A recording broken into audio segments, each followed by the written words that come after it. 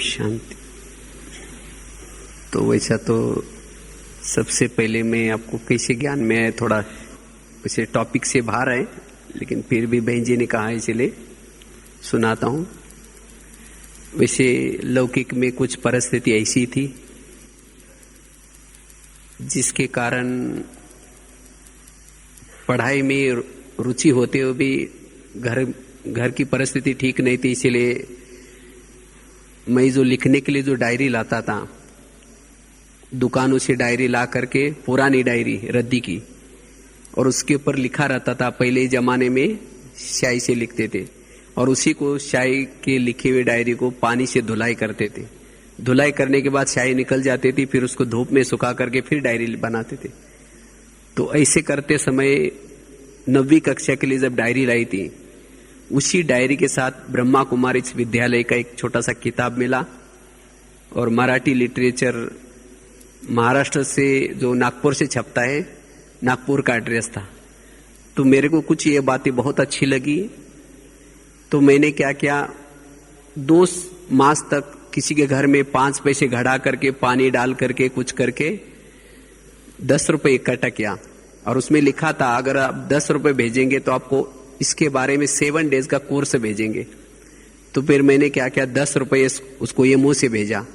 फिर 7 डेज की कोर्स पत्राचार पाठ्यक्रम मिला और उसी पाठ्यक्रम के द्वारा कोर्स किया और 2 साल उस कोर्स से ज्ञान में चलते रहे।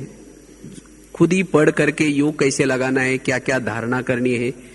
और 2 साल के बाद जब बड़े सिटी में गए तब इस ज्ञान के बारे में गीता भाषा थी, फिर पक्के ज्ञान में पता चला कि माउंट आबू हेडक्वार्टर है। तो इस तरह से बाकी तो चलते हैं हम अपने टॉपिक के पर। तो आज का टॉपिक है पुरुषार्थ में आत्माभिमानी स्थिति का महत्व। आप देखेंगे 2-4 दिन लगातार बाबा की जो मुरलियां चल रहे, बाबा कहते बच्चे क्या करो, शरीरों को नहीं देखो, शरीरों को देखने से ही समस्या पैदा होते हैं। सारी जो हमारे पुरुषार्थ की जो भी कुछ समस्याएं हैं, चाहे योग नहीं लगता, दूसरे के अवगुण नजर आते हैं, विकारी भावना पैदा होती है, या गुस्सा आता है, फीलिंग आता है, जो भी सभी समस्या है उसका कारण है देह अभिमान। तो इसीलिए अगर इन सभी समस्या से छूटना है, अगर हम आत्मा अभिमानी बनेंगे तो हमारे पुरुषार्थ की सभी समस्या समाप्त हो सकती है।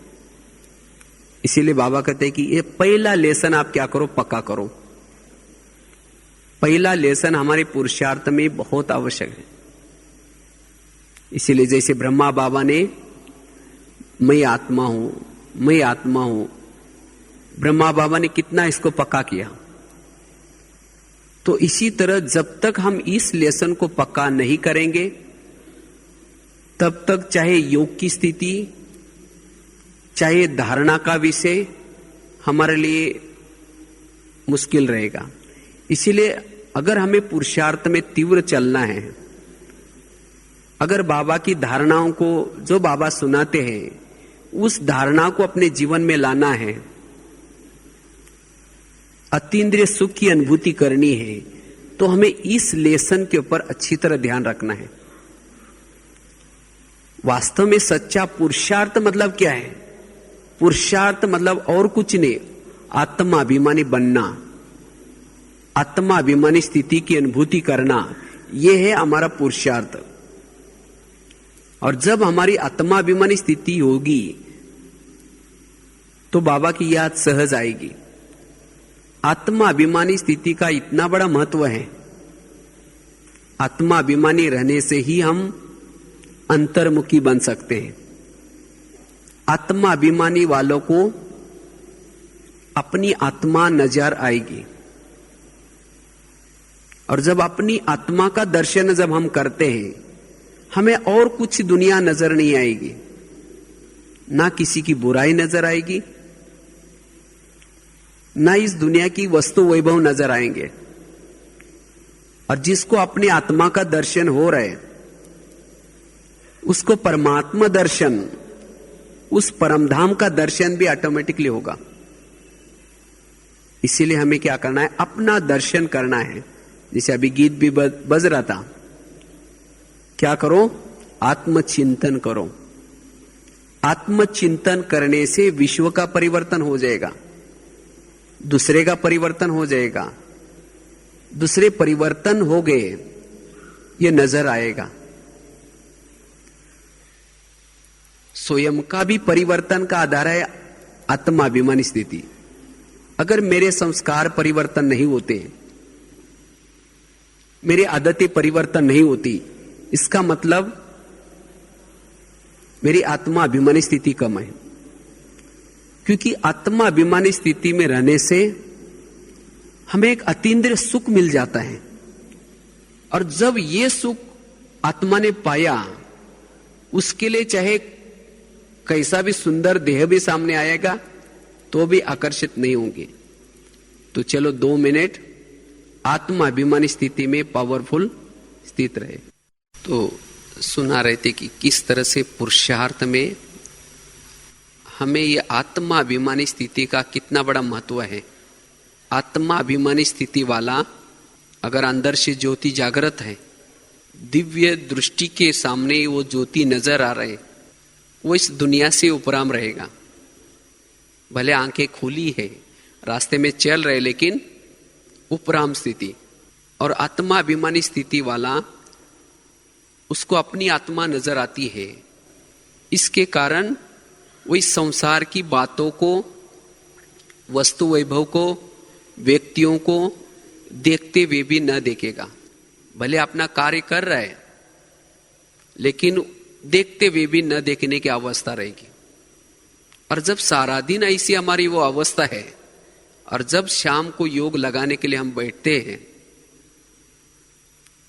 तो सारा दिन की कोई भी बातें, क्या देखा, किसने क्या बोला, क्या सुनाया, कुछ बातें याद नहीं आएंगी। बस बैठे योग में बाबा की याद, जहां मन लगाना चाहिए, जहां बुद्धि लगाना चाहिए, वहां लगेगी, और योग की बहुत अच्छी अनुभूति कर पाएंगे। नहीं तो कईयों की कंप्लेन होती है, हमें जब योग में बैठते तो सारा दिन की बातें ही याद आते हैं। योग लगाने के लिए बैठते हैं, लेकिन योग में बाबा का चिंतन कुछ समय तक चलता है, फिर वही बातें याद आते। क्यों याद आते हैं? क्योंकि सारा दिन सोल कॉन्शियस में नहीं रहे। इसीलिए अगर हम ये प्रैक्टिस करेंगे बार बार, तो सहज हमारा योग भी अच्छा रहेगा।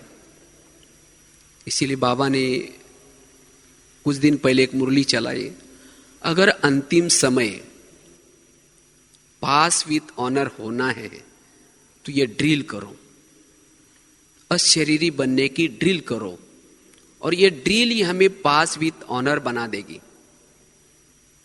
अशरीरी स्थिति या आत्माभिमानी स्थिति मायाजीत बनने का ब्रह्मास्त्र है।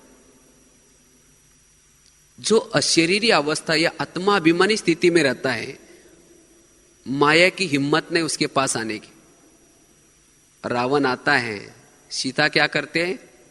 तीली जलाते हैं। जब तीली जलाते हैं, उस समय रावण उसको टच भी नहीं कर सकता। इसी तरह हमें भी क्या करना है, सदा ही अपनी तीली जला करके रखना है, अर्थात सोल कॉन्शियस में रहना है। जब सोल कॉन्शियस में रहेंगे तो माया नहीं आएगी। तो माया क्या करते हैं? माया देहाभिमान में लाने की कोशिश करते हैं। जब हम देहाभिमान में आते हैं तो माया आ जाते हैं। इसीलिए हमें देही अभिमानी बनना है। हर मुरली में, कोई भी आप मुरली लो, हर मुरली में बाबा ज्ञान का विस्तार सुना करके लास्ट में क्या कहते हैं? बच्चे आत्मा समझ करके फिर मुझे याद करो। कई तो सोचते हैं कि हमें दूसरे का शरीर नजर आता है। शरीर नजर क्यों आता है? जब हमारी ज्योति बुझी है, हमारी आत्मा हमें नजर नहीं आ रहे, तो दूसरे का भी शरीर ही नजर आएगा। इसीलिए दूसरे की आत्मा देखने के बजाय पहले हमारी अपनी आत्मा को जागृत रखना है। जब हमारी आत्मा की जागृति है तो दूसरे की ऑटोमेटिकली आत्मा ही नजर आएगी। इसीलिए बाबा कहते बच्चे क्या करो, अशरीरी बनो। और आत्मा अभिमानी जब आप बनते हैं, अशरीरी बनते हैं, उस समय कोई भी कड़ा संस्कार हो, कोई भी विकार हो, अटैक नहीं करेगा। जैसे महाभारत में युद्ध चलता है, रामायण में युद्ध चलता है। राम क्या करता है, रावण का एक सिर काटता है, फिर वो सिर कट जाता है लेकिन वापिस आकर के जुड़ जाता है। फिर दूसरा सिर काटता है, वो वापिस आकर के फिर जुड़ जाता है। आखिर राम परेशान हो जाते हैं। तो इतने में विभीषण आया। तो विभीषण ने कहा कि ऐसा नहीं मरेगा, आप उसके नाभि में तीर लगाओ तो मर जाएगा। और जब नाभि में तीर लगाया तो रावण मर गया। इसी तरह हम भी क्या कर रहे हैं, कोई 10 साल से, कोई 20 साल से, 30 साल से, 40 साल से, 50 साल से रावण को मारने में लगे हैं। कभी काम का गला काटते हैं, वो कट तो जाता है, फिर दोबारा आकर के चिपक जाता है। कभी क्रोध का काटते हैं, दोबारा चिपक जाता है। बार बार संस्कार रिपीटेशन होते हैं। क्यों? क्योंकि हमने नाभि में तीर नहीं लगाया अभी तक। और नाभि है देहाभिमान। जब हम देहाभिमान को खत्म करेंगे, रावण का काम का भी गला कट जाएगा, क्रोध का भी कटेगा, लोभ का, सभी विकारों के गले कट जाएंगे। यह है शॉर्टकट का पुरुषार्थ। अगर आप लास्ट आए हैं तो ये नहीं सोचो कि भाई जो आए हैं वो सब आगे चले गए, कोई बात नहीं। फिर से अगर ये मूल पुरुषार्थ का आप अभ्यास करेंगे, आत्मा अभिमानी स्थिति का, जो आगे गए वहां तक आप पहुंच सकते हैं। यह है शॉर्टकट का पुरुषार्थ। इसीलिए हमें यह धून लगाना है अंदर से अंदर, आत्मा हूं, और उस ज्योति को निरंतर जागृत करना है। वैसे तो महाभारत में भी इस बात को दिखाया है। गांधारी ने दुर्योधन को अपने पास बुलाया था, लेकिन उसको कहा कि आप क्या कैसे आना, निवस्त्र आना, मतलब वस्त्र पहन कर नहीं आना। लेकिन वो शर्म के मारे क्या करता है, अपने पूरे वस्त्र नहीं उतारता। और उसी समय जहां उसको गांधारी की दृष्टि नहीं पड़ी, वही उसको कमजोरी रह गई, और उसी में वो वही मारा गया। तो इसी तरह बाबा कहते बच्चे, जब बाबा के सामने बैठते हो तो कैसे बैठो, अशरीरी होकर के बैठो। अशरीरी बनने से हम शक्तिशाली बनते हैं, जो आपको माया कभी भी आपके पास नहीं आ सकती। तो इसीलिए हमें क्या करना है, अशरीरी बनने का अभ्यास करना है। अशरीरी आत्माभिमानी बनने से, वैसे तो आप कहेंगे आत्माभिमानी, अशरीरी और बिंदु रूप में क्या फर्क है? आत्माभिमानी की पावरफुल स्थिति है अशरीरी, और उसकी पावरफुल स्थिति है बिंदु रूप स्थिति। अगर मुझे बिंदु रूप स्थिति की अनुभूति करनी है तो पहली कौन सी चाहिए? आत्माभिमानी स्थिति चाहिए। जब हमारी आत्माभिमानी स्थिति रहती है तो ऑटोमेटिकली हम अशरीरी भी बनते हैं, और जब अशरीरी बनेंगे तब बिंदु रूप स्थिति भी बन जाते हैं। तो इसलिए पहले हमें क्या करना है, आत्माभिमानी बनना है। और जो सोल कॉन्शियस आत्माभिमानी वाला है, वो कभी ये नहीं कहेगा कि हमको योग करने के लिए टाइम ही नहीं मिलता है। भले रास्ते में चल रहा है, कर्म कर रहा है, लेकिन उसका योग बाबा से लगा हुआ है, अशरीरी वाला का। क्योंकि अशरीरी रहने से या आत्माभिमानी रहने से बुद्धि बाबा के तरफ, अपने घर के तरफ ऑटोमेटिकली खींची हुई रहते हैं। यह नियम ये, जो आत्माभिमानी वाला है उसकी बुद्धि बाबा के तरफ। और बाबा ने भी एक बहुत पुरानी मुरली में एक बात कही थी, जो आत्माभिमानी है मैं उनके साथ कंबाइंड हूं, मैं उसके साथ ही हूं। तो इसलिए बाबा को अगर हमारे साथ में रखना है, बाबा के याद में रहना है, तो हमें क्या करना है? आत्माभिमानी बनना है। और जो आत्माभिमानी होता है, जिसके शरीर रूपी घर में आत्मा की ज्योति जागृत है, वहां कोई भी विकार रूपी भूत नहीं आ सकता। भूत वही आता है जो अंधेरा है। जैसे पहले जमाने में कहते हैं गांव गांव में भूत रहते थे, लेकिन आजकल नहीं है। क्यों नहीं है? क्योंकि गांव गांव में क्या हो गए? लाइट हो गई, और लाइट, जहां लाइट होते हैं वहां भूत नहीं रहता। तो इसी तरह शरीर रूपी घर में भी माया रूपी भूत कब से आ गया? जब से ये आत्मा की एनर्जी कम हो गई, लाइट कम हो गई, डिम हो गई, उसके बाद क्या हो गया? एक भूत आया, दूसरा आया, तीसरा आया, और पूरा ये शरीर रूपी घर भूत बंगला बन गया। अभी इन भूतों को घर से बाहर निकालना है, तो क्या करना है? बस लाइट को जला करके रखना है। अगर अभी भी हमारा ध्यान नहीं है इस अभ्यास के ऊपर, और विकारों को निकालने की कोशिश कर रहे, नहीं जाएंगे। क्योंकि विकारों को पसंद आए क्या है? अंधेरा। इसीलिए बाबा कहते बच्चे क्या करो? आत्माभिमानी बनो, विकारों को भगाने की कोशिश नहीं करो। जब आप आत्माभिमानी बनेंगे तो विकार ऑटोमेटिकली आपका बंगला छोड़ करके निकल जाएंगे, और उसके जगह पर क्या आएंगे? दैवी गुण। आत्मा अभिमानी बनने से विकार चले जाएंगे और दैवी गुण आएंगे। दैवी गुण कोई धारण करने की चीज नहीं है, सहन करना, धारण करने की कोई जरूरत नहीं है, अंतर्मुखी बनने की कोई जरूरत नहीं। आप जब आत्माभिमानी बनते हैं, अंतर्मुखता, धैर्यता, सहनशीलता, शांति, प्रेम, ये सब गुण ऑटोमेटिकली डेवलप हो जाएंगे, सभी गुण डेवलप हो जाएंगे। इसीलिए बाबा कहते बच्चे आत्माभिमानी बनो। जैसे अभी ये अपना व्रत चल रहा है मूल्यनिष्ठ समाज, तो मूल्य हमारे जीवन में आने के लिए मूल्यों का स्रोत है आत्माभिमानी स्थिति। अगर मेरे अंदर ध्यभिमान होगा तो गुण डेवलप नहीं होंगे। इसीलिए ब्रह्मा बाबा ने अंतिम समय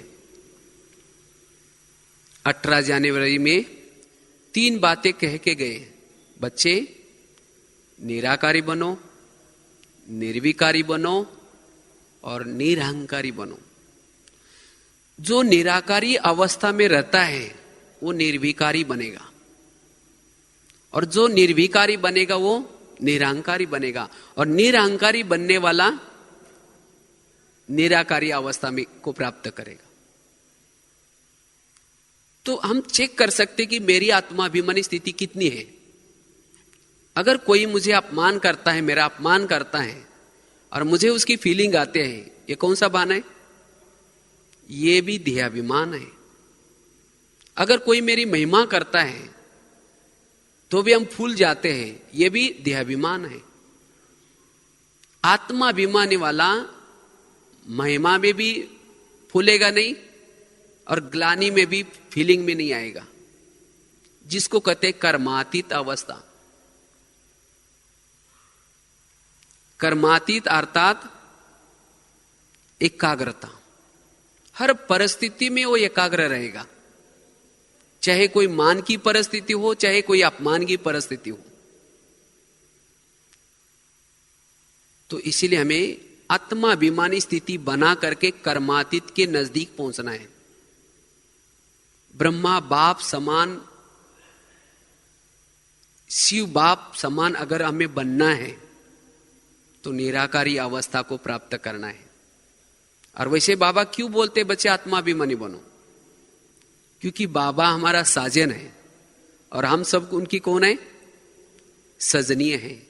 जैसे कोई भी साजन अपने सजनी को लेके जाता है, कब लेके जाता है?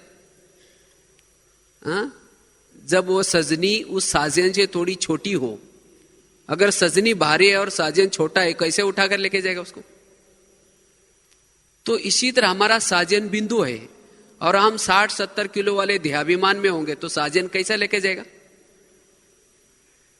तो इसीलिए साजन के साथ जाने के लिए क्या करना है? क्या बनना है? अशरीरी बनना है, आत्माभिमानी बनना है। तो आत्माभिमानी स्थिति की अपरंपार महिमा है। अगर हमें निरंतर योगी बनना है, कोई बातों की धारणा करनी है, तो बस यही पुरुषार्थ की धुन लगी रहे। अभी बाबा मिलने के लिए आएंगे, अगर उस मिलन का बहुत सुख लेना है, बहुत अच्छा आनंद लेना है, चार्ज होके जाना है, तो अभी 4-5 दिन पड़े हैं, तो बस यहां एक यही धुन लगा करके रखे। जब भी कहीं चलते हैं, बस मैं आत्मा हूं, मैं आत्मा इस भ्रुकुटी में बैठा हूं, मैं आत्मा ये कार्य कर रहा हूं, मैं आत्मा हूं, बस यही धुन लगा करके रखने। और जब आप पूरा अच्छी तरह अशरीरी आत्मा अभिमानी होकर के बाबा के सामने बैठेंगे, तो चाहे आपकी जगह पीछे हो, चाहे कोई भी कोने हो, जब वो चुंबक आएगा, बाबा हमारा चुंबक है, वो अपने तरफ खींचेगा, आपको शक्तिशाली बना देगा। और वही स्थिति आप कर्म क्षेत्र पर, आपको यहां का मिलन याद आएगा। वो डायमंड हॉल में बाबा से मिले थे, कितनी पावर मिली थी। अगर देहाभिमान में होकर के बैठेंगे, वो चुंबक अपने तरफ खींचेगा नहीं। एक बार ऊपर ओम शांति भवन में बाबा आए थे, तो हम लोग ऐसे ही मुरली सुन रहे थे, तो माताओं के साइड में बैठा था, तो बाबा आए थे गुलजार दादी के तन में, मुरली चल रहे थे, आधी मुरली पूरी हो चुकी थी। तो एक माता दूसरी माता को बोलते, ये बाबा जी कब आएंगे? तो दूसरी माता जी बोलते, ये माता जी कोई बैठे उठ के चली तो जाएंगी, उसके बाद तो बाबा जाएंगे। वो अपना बोलती जा रहे, पता नहीं क्या चल रहा है। मना देखो, बाबा आए थे, लेकिन उस माता को वो अनुभव नहीं हुआ। क्यों नहीं हुआ? यह अशरीरी स्थिति की कमी। जिन्होंने ये पुरुषार्थ करके आए हैं वहां 1 साल तक, और यहां जब बैठेंगे और जब बाबा आएंगे, तो उस समय बाबा आने से पहले स्टेज का वायुमंडल या हॉल का वायुमंडल, और उसके बाद जब बाबा दृष्टि देते, वो वायुमंडल में जमीन और आसमान का अंतर लगेगा। जैसे कोई टॉर्च की लाइट आ रहे जब बाबा दृष्टि देते, या जब हम जिस जगह पर बैठे, जैसे एकदम अशरीरी होकर के बैठे, वो चुंबक अपने तरफ खींच रहा है, एक अलौकिक अनुभव होगा। इसीलिए बाबा डायरेक्ट मिलने के लिए किसी को आने नहीं देते। 1 साल ज्ञान में चलने चाहिए, क्योंकि 1 साल में हो सकता है मुरली सुन करके, शुद्ध भोजन खा करके, सोमानों का अभ्यास करके थोड़ी तो आत्माभिमानी स्थिति बनेगी और कुछ अनुभव होगा। इसीलिए अभी मिलन की अनुभूति करने के लिए हमें ये धून लगाने हैं अशरीरी बनने के, और उसके लिए आत्माभिमानी बनने के लिए जितना हम कम देखेंगे अर्थात कोई भी चीजों को जब गौर से देखते हैं, हमारी पावर वेस्टेज हो जाते हैं। कोई भी बातों को गौर से सुनते हैं, दुनियावी बातें, या कहेंगे आप यहां इकट्ठे हुए, मेरे आप कैसे हो भाई, क्या हो भाई, ये कोई लौकिक बातें करने का समय नहीं है, या ये वो स्थान नहीं है। यह हम कोशिश करते क्या करें, समेट ले, थोड़े से शब्दों में बोल करके, समाचार सुना करके अंतर्मुखी बन जाए, और बस अंदर से वो अभ्यास करते रहे। और जब हमारा ये अभ्यास होगा और जब हम बाबा के सामने बैठेंगे, तो बहुत अच्छा आनंद आएगा। तो इसीलिए हमें अशरीरी या आत्माभिमानी बनने का क्या करना है, अभ्यास करना है। नहीं तो जैसे अगर कोई लोहे का टुकड़ा कोई कपड़े के अंदर लपेट करके चुंबक के सामने डालो, तो चुंबक खींचेगा? नहीं खींचेगा। कपड़े के अंदर लपेट करके डाला है, अगर उसी को ही आप खुला रखेंगे तो चुंबक क्या करेगा? तुरंत खींच देगा। इसी तरह देहाभिमान में होकर के बाबा के सामने बैठे हैं तो बाबा चुंबक कैसा खींचेगा? अगर नहीं खींच रहा है इसका मतलब चुंबक में कुछ गड़बड़ है। ऐसा गड़बड़े में हमारे में है। तो इसीलिए हमें क्या करना है? यह आत्माभिमानी स्थिति में रहना है। इसीलिए बाबा हर मुरली में कहते हैं बच्चे क्या करो? आत्मा समझो। और आत्मा अभिमानी स्थिति में रहने से सदा ही हम, जैसे एक तो बताया अतीन्द्रिय सुख मिलता है, गुणों की धारणा होती है, बाबा की याद सहज होती है, और जो भी आप धारणा करना चाहते हैं, जैसे पवित्रता की धारणा, कईयों को यह रहता है कि मुझे दूसरे का शरीर देखने के बाद क्या होता है? अपवित्रता के संकल्प चलते हैं। ये क्यों होता है? क्योंकि देहाभिमान के कारण। जो आत्माभिमानी स्थिति में रहते हैं उनका यह प्रॉब्लम खत्म हो जाएगा। उनकी स्थिति नेचुरल रहेगी। उनको कोई भी कैसा भी व्यक्ति हो आकर्षित नहीं करेगा। क्यों? क्योंकि आत्माभिमानी स्थिति बनाने के लिए भी एनर्जी लगती है। और वो कौन सी एनर्जी? वो एनर्जी एकाग्रता की। जब आप एकाग्रता का अभ्यास करेंगे तो आपके शरीर का जो बल है वो बल आत्माभिमानी स्थिति बनाने में यूज होगा। तो फिर शरीर के अंदर आंखों को ना बुरा देखने की, मुंह को परचिंतन ना करने का, हाथ को किसी को थप्पड़ मारने की कोई पावर नहीं रहेगी। जो ये एकाग्रता का अभ्यास नहीं करते उनको ये ऊर्जा क्या करेगी? कहीं ना कहीं से निकलेगी तो सही। क्योंकि हमारे शरीर में एक अपवित्रता की, जो भोजन हम करते हैं उसकी ऊर्जा होते हैं। अगर इस ऊर्जा को एकाग्रता के द्वारा सोल कॉन्शियस बनाने में यूज करते हैं तब फिर हमारी एक एक कर्मेंद्रिया शीतल बन जाते हैं। इसीलिए बाबा कहते हैं ना बच्चे, पवित्रता का अभ्यास करने के लिए, पवित्र बनने के लिए आत्माभिमानी स्थिति का अभ्यास करो। और जब आप एकाग्रता के द्वारा आपकी जब ज्योति जागृत रहेगी तो किसी के तरफ भी देखेंगे आपकी दृष्टि क्रिमिनल नहीं होगी, चंचल नहीं होगी, नेचुरल वो स्थिति रहेगी। इसीलिए पवित्रता का अगर पाठ पक्का करना है, हमें ये आत्माभिमानी स्थिति को बनाना है, आत्माभिमानी स्थिति में रहना है। और आत्माभिमानी स्थिति रहने वाले, आत्माभिमानी स्थिति में रहने वाले फिजिकल के रूप में बीमार भी नहीं पड़ेंगे।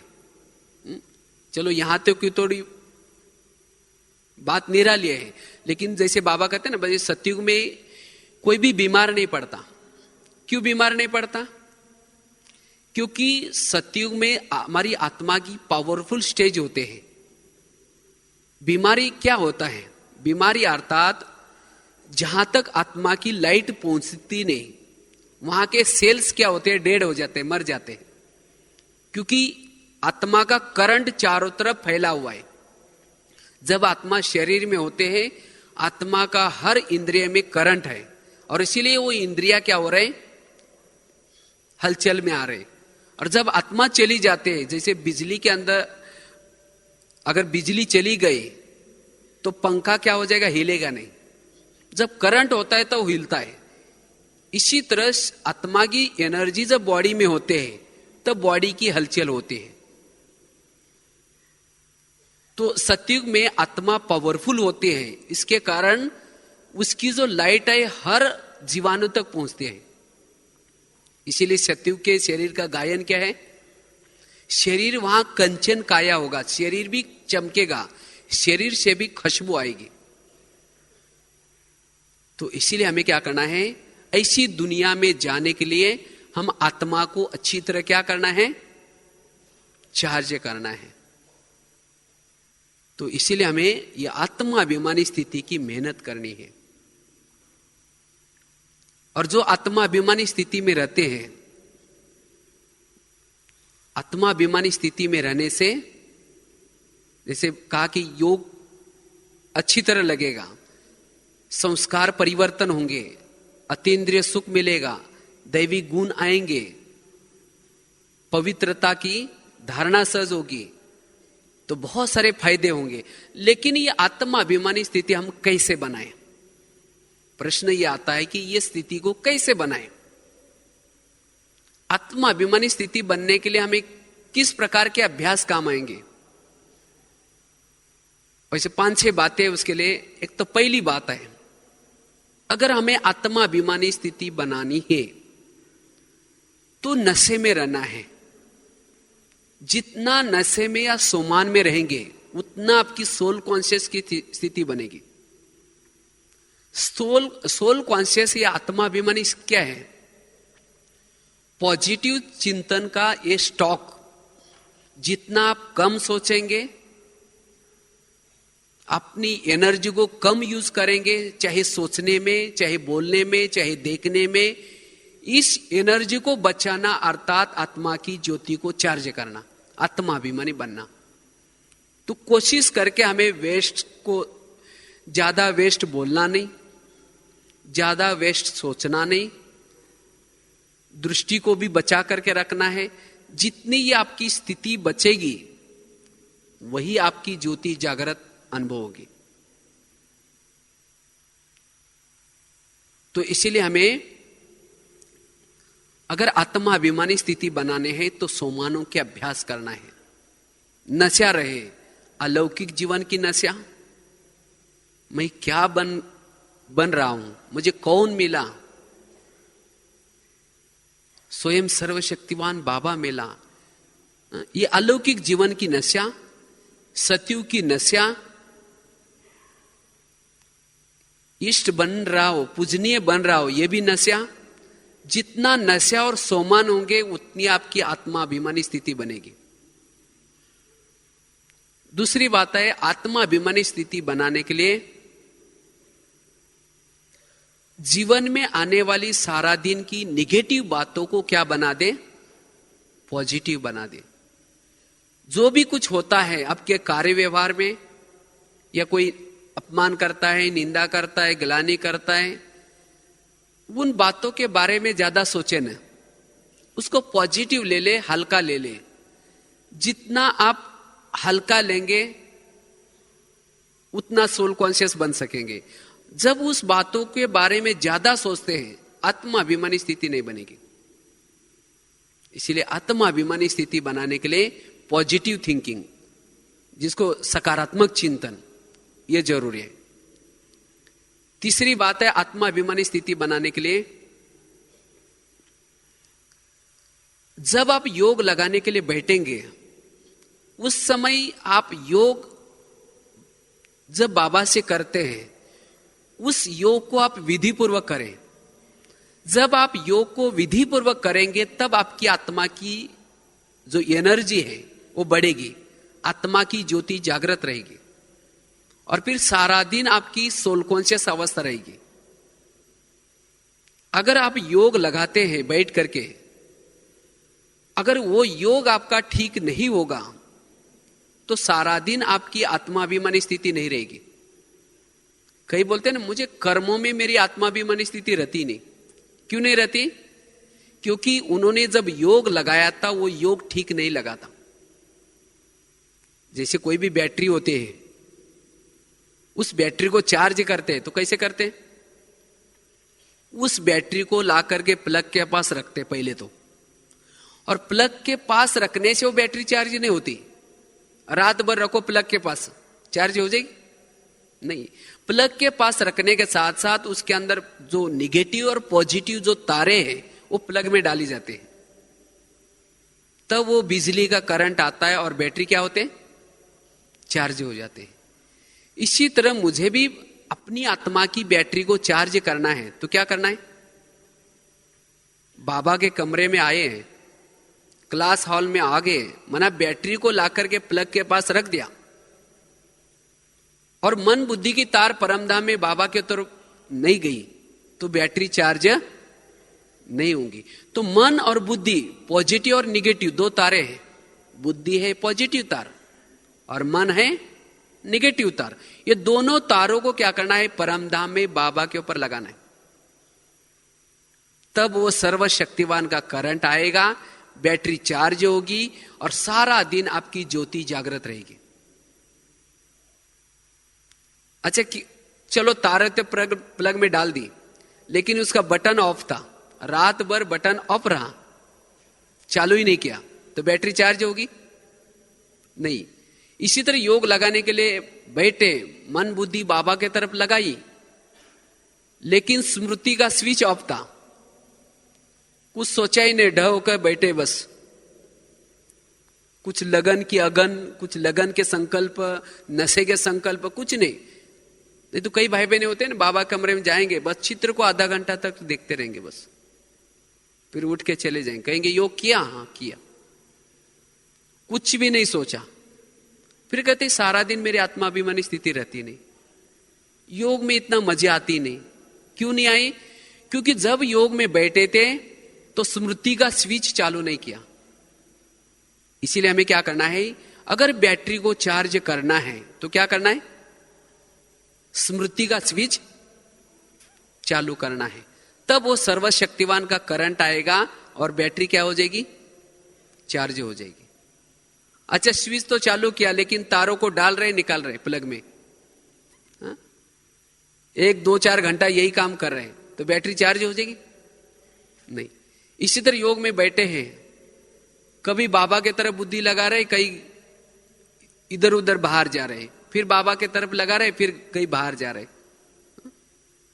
कैसी बाहर जाते? समझो कोई माता योग करने के लिए बैठे हैं या बाबा कमरे में बैठे हैं, शुरू करें मैं आत्मा हूं, शांत स्वरूप हूं, फिर सोचेंगे अच्छा हो गया, याद आया मुझे किसी ने कैसेट मंगाई थी मधुबन के लिए घर लेके जाने के लिए, अच्छा हो गया पहले थोड़ा सा योग करके फिर कैसेट लेने के लिए जाएंगे, फिर शुरू करेंगे कोई बात नहीं मैं आत्मा हूं, शांत स्वरूप, शक्ति स्वरूप। फिर सोचेंगे कैसेट लेने के लिए जाएंगे तो वहां लिटरेचर का स्टॉल भी है, थोड़ा सा किताब भी खरीद करना है, थोड़ी डायरी भी लेने हैं, स्टिकर भी लेने हैं, अच्छा हो गया याद आया, फिर कहेंगे ठीक है मैं आत्मा हूं, शांत स्वरूप, शक्ति स्वरूप। फिर सोचेंगे थोड़ा आज फ्री है, इतना ज्यादा सेवा नहीं, थोड़ा बाहर जाकर के थोड़ा सा खरीदारी भी करके आते हैं, ठीक है थोड़ा सा, फिर मैं आत्मा हूं, शांत स्वरूप, शक्ति स्वरूप। फिर सोचे मेरे साथ जो माता जी आई उठ के गई तो नहीं, पीछे मुड़कर भी देख रहे, मना योग लगा रहे, लेकिन बुद्धि कभी बाबा में जा रहे, कभी निकाल रहे, और फिर कहते हैं कि मेरी आत्माभिमानी स्थिति रहती नहीं, कैसी रहेगी? तो इसीलिए जब हम योग लगाने के लिए बैठते हैं तो क्या करना है? उस 1 घंटे में या आधा घंटे में जब भी बाबा के याद में बैठते तो स्मृति का स्विच चालू करके बैठो। तारों को बार बार डालो और निकालो नहीं, लेकिन जब भी योग में बैठते हैं क्या करना है? तारों को प्लग में डाल करके बैठना है, और जब आप योग करके उठेंगे तब आपकी वो ज्योति जागृत रहेगी और सारा दिन कर्मों में योग लगेगा। कोई अपमान करे, निंदा करे, कोई उसका फर्क भी नहीं पड़ेगा। इसीलिए अगर सोल कॉन्शियस होना है, आत्माभिमानी बनना है, योग विधि से करना है। इसके साथ साथ अमृत वेला के योग के ऊपर थोड़ा सा ध्यान। अगर अमृत वेला हम उठ करके अच्छी तरह योग करते हैं तो भी सारा दिन हमारी आत्माभिमानी स्थिति रहते हैं। इसके साथ साथ कुछ छोटी छोटी विजनों का अभ्यास, कुछ दृश्यों का अभ्यास करें। जैसे मुझे एक बहुत अच्छा जो हमने शुरू से लेकर के एक विजन का अभ्यास किया था, और इस विजन ने मुझे बहुत मदद की आत्माभिमानी स्थिति बनाने के लिए। वो छोटा सा विजन आपको सुनाते हैं। देखो पहले लेसन में बाबा ने सुना है, शरीर हमारी क्या है? गाड़ी है, और आत्मा उसका क्या है? ड्राइवर है। जैसे गाड़ी का ड्राइवर सारा दिन गाड़ी को घुमाता है और रात को कहां रखता है? उसको गैरेज में रखता है, और गाड़ी के अंदर नहीं सोता, सोने के लिए अपने घर में चला जाता है। इसी तरह शरीर रूपी हमारी गाड़ी है, उसको सारा दिन घुमा करके सेवा करके रात को कहां रखो? उसको गैरेज में। गैरेज अर्थात बेड, ये शरीर का गैरेज क्या है? बेड। जैसे वो ड्राइवर गाड़ी को गैरेज में रखता है, उसके बाद क्या करता है, उसका जो कवर वगैरह ढक देता है, गाड़ी को लॉक करता है, नमस्ते करके अपने घर में जाता है। इसी तरह हमें क्या करना है, सोने से पहले इस शरीर रूपी गाड़ी को बेड रूपी गैरेज में रखा, बेडशीट कंबल डाल दी, गाड़ी को नमस्ते किया और मन बुद्धि से कहां जाऊं? अपने घर में। ड्राइवर का घर कहां है? परम धाम। और वहां जाकर के क्या करना है, जैसे ड्राइवर जाता है, मम्मी दरवाजा टक टक करता है, मम्मी दरवाजा खोलते हैं और उसके बाद समाचार सुना करके सो जाता है। तो इसी तरह वहां जाकर के समाचार सुनाना है, आज क्या क्या सेवा की। और उसके बाद जब तकिया पर सिर रखते हैं, समझो कि ब्रह्मा बाबा की गोदी में सिर रख रहे। और उसके बाद सवेरे उठेंगे, कौन याद आएगा?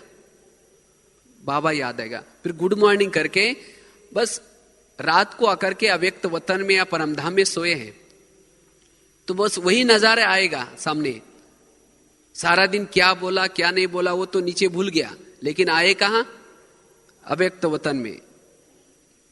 बहुत अच्छा योग होगा। योग करने के बाद फिर मैं ड्राइवर, बाबा से बाय बाय करके फिर मैं ड्राइवर नीचे आ रहा हूं। तो सारा दिन क्या याद रहेगा? मैं इस स्थूल एक गाड़ी हूं और इस गाड़ी में मैं आत्मा रूपी ड्राइवर बैठा हूं। तो सारा दिन क्या करना है? उसी स्मृति में रहना है। और जैसे ड्राइवर क्या करता है, बीच बीच में यहां से सीधा गाड़ी को पुणे में या बॉम्बे में नहीं लेके जाता, बीच बीच में अपनी गाड़ी को खड़ी करता है, चाहे हाईवे पर, अगर घर होगा तो घर में जाकर चाय पानी पी के आता है, या कोई होटल में जाएगा या ढाबे पर जाएगा। इसी तरह हमें बीच बीच में गाड़ी को खड़ी करना है, घर में होके आना है, जिसको बाबा कहते हैं ट्रैफिक कंट्रोल। अगर घर नहीं याद आता तो मधुवन के वातावरण में आ जाओ मन बुद्धि से, वो नहीं तो ढाबा तो है सेंटर, मन बुद्धि से सेंटर के बाबा के कमरे में जाओ। तो ये गाड़ी का भी अगर एग्जाम्पल हम याद रखेंगे तो भी आत्माभिमानी बनेंगे। और जब गाड़ी चलाते रात के समय, तो कैसे चलाते?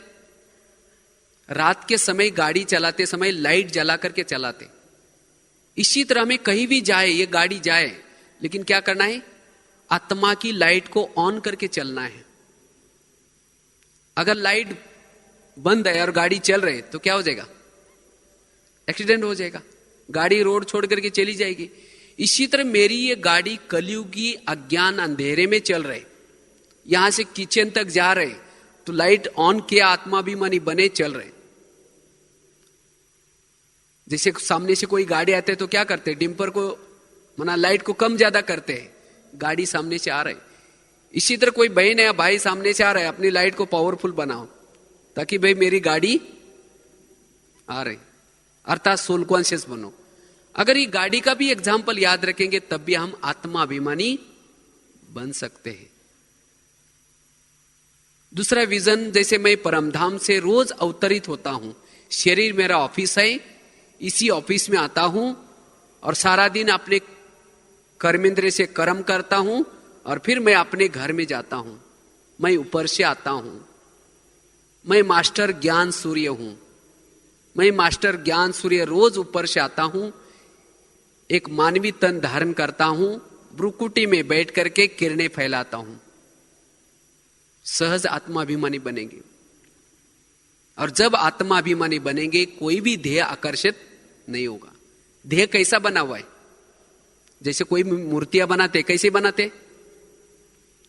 कीचड़ की जो मूर्ति बनाते, पहले तो बांस लगाते हैं अंदर, और बांस लगा करके घास बांधते हैं उसको, और घास बांध करके क्या करते हैं? पेंट करते उसको, मिट्टी लगा करके पेंट करते और कपड़े पहनाते, हो गई मूर्ति। तो इसी तरह शरीर कैसा बना हुआ है? अंदर हड्डियां हैं और उसके ऊपर नसें हैं और साथ में खून और मांस चिपका हुआ है उस हड्डियों को, और उसके ऊपर पेंटिंग किया है, काला पेंटिंग, पीला पेंटिंग ऊपर। लेकिन जिसका पीला पेंटिंग होगा उसको क्या लगेगा? मैं तो बहुत अच्छी हूं या अच्छा हूं। जैसे कोई काली मूर्ति है, उसका काला का पेंट निकालो, अंदर क्या होगा? वही कीचड़ होगा। इसी तरह कोई ऊपर से पीला पेंटिंग है, पीली चमड़ी है, लेकिन अंदर निकालो तो वही खून मांस होगा। अगर उसी खून मांस को माइक्रोस्कोप के नीचे पकड़ो, एक कीड़ों से बना हुआ शरीर है। इसीलिए हमें शरीरों को देख करके आकर्षित नहीं होना है। अगर जिसको अपने शरीर का भान आता है उसको प्रैक्टिस करनी है। क्या प्रैक्टिस करनी है? मैं जा रहा हूं लेकिन बिना चमड़ी का जी शरीर है, मक्खियां चारों तरफ बैठ रहे, ऐसा मैं जा रहा हूं, तो शरीर का क्या हो जाएगी? नफरत आएगी। आज शरीर में आत्मा है इसीलिए वो अच्छा है। अगर आत्मा चली गई डर लगेगा। कोई मरा हुआ कोई जानवर सामने पड़ा है, उसके अंदर का खून मांस बाहर निकलता है, देखते ही कैसा लगता है? इसी तरह अगर जिस व्यक्ति का शरीर अच्छा लगता है उसको सामने इमेज करो और उसका बिना चमड़ी का शरीर देखो, चमड़ी नहीं है, मक्खियां बैठ रहा है और मैं इसको देख रहा हूं, गौर से देखो, बिल्कुल नफरत आएगी। तो कहने का मतलब ऐसे हमें क्या करना है? आत्माओं को देखने का अभ्यास करना है। और जब हम आत्माभिमानी बनेंगे सबके गुण नजर आएंगे, किसी के अवगुण नजर नहीं आएंगे, सबके प्रति प्यार बढ़ेगा और योग भी हमारा सहज लगेगा। तो पुरुषार्थ जीवन में आत्माभिमानी स्थिति का बहुत बड़ा महत्व है। जिन्होंने सहज योगी बनना चाहते हैं, निरंतर योगी बनना चाहते हैं, उनके लिए यह आत्माभिमानी स्थिति का पुरुषार्थ करना है। 5-6 दिन आप जरूर इस अभ्यास को पक्का करेंगे और बाबा के सामने अशरीरी होकर के, जैसे गांधारी के सामने दुर्योधन गया लेकिन वस्त्र को निकाला नहीं, लेकिन आप ऐसे नहीं करेंगे। लेकिन क्या करेंगे? स्थूल वस्त्र की बात नहीं है, ये शरीर रूपी वस्त्र हम बिल्कुल भूल जाए, अशरीरी होकर के बैठे तो इसका बहुत आनंद आएगा और चार्ज होकर के आप जाएंगे और कर्म क्षेत्र पर आपके हर बातें आपको सहज होगी। ओम शांति।